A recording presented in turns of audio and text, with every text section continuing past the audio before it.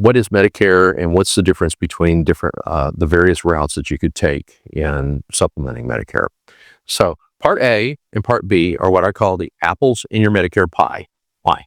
If you were going to bake a pie, an apple pie, you'd have to have some apples, right?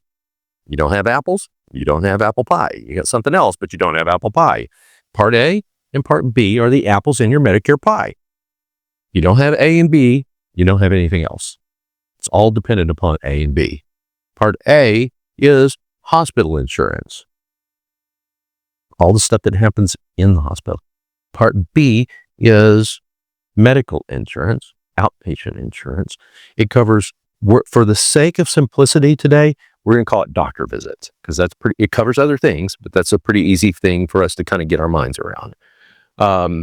And let me start with explaining how Part B works because it's the simpler of the two to explain, and then we'll come back to Part A. So with Part B, we already said you pay $185 a month. It's your monthly premium. All these numbers I give you, by the way, go up over time. So that's 2025. And the first time that you go to the doctor during the year, you're going to pay a $257 deductible. After that, government insurance pays 80% of your doctor bills. That's pretty good insurance if you think about it. $185 a month, government pays 80% of my doctor bill. The problem with that is that it only covers 80%. Leaves you responsible for 20%. And there's no maximum on that. How quickly could we run up $100,000 in medical bills these days?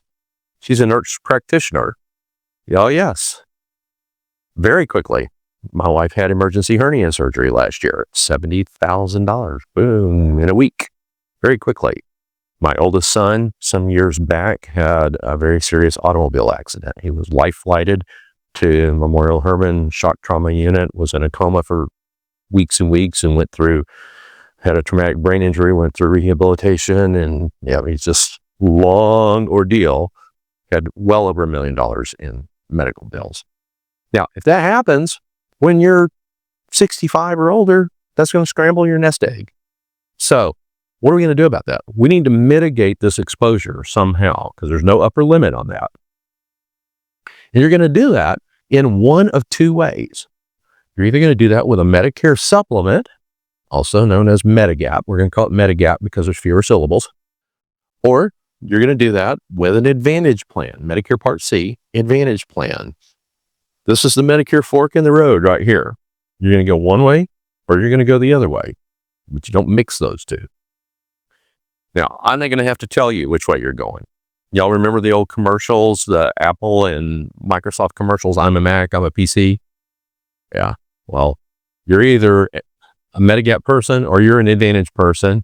You're going to figure it out on your own. I won't have to tell you that.